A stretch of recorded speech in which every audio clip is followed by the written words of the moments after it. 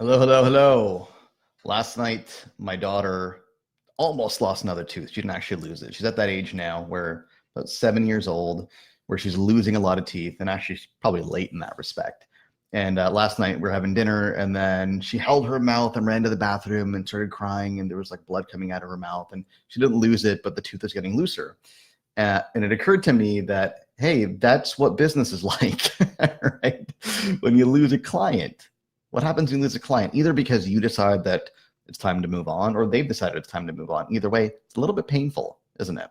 It's a little bit, uncomfortable. You don't know how to make up the revenue. You get worried about cash flow. There's all these concerns and these fears that come with losing a client.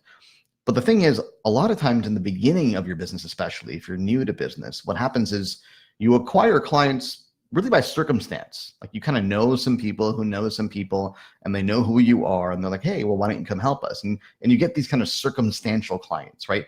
They're not necessarily the best clients, not the clients that you want, but they're the clients that you have. They're circumstantially the clients that you find, right?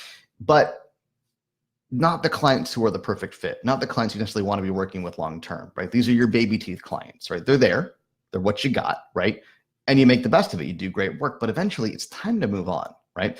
And until you let go of those clients, or they let go of you, which can be a good thing, can be a blessing, right? You're not going to be able to make space for the big teeth, for the adult teeth. You're not going to be able to grow up and fit into your big people teeth, right? Kids have to lose teeth. They've got to go through that experience of the blood and the pain and the discomfort of having a loose tooth. I don't know if you remember what that's like, but it's very uncomfortable, right? They got to go through that experience to make room for the big teeth, right? And to become an adult and to grow into a bigger, stronger version of themselves. Well, the same is true for you as a consultant or a service provider. You've got to shed old clients to make room for bigger and better clients, for clients who are a better fit to work with you.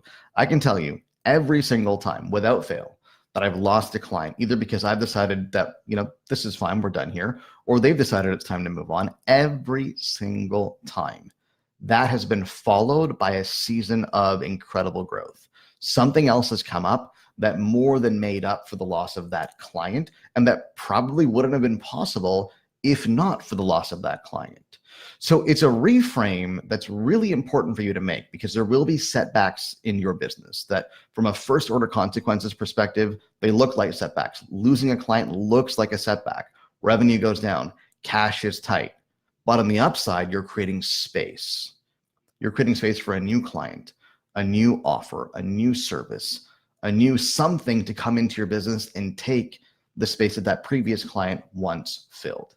And that's an incredibly powerful thing if you're aware that that's what's going on. If you just focus on the negative, focus on the loss, then you're going to find loss. But if you focus on the positive and the opportunity, you're going to find opportunity. Hope that helps.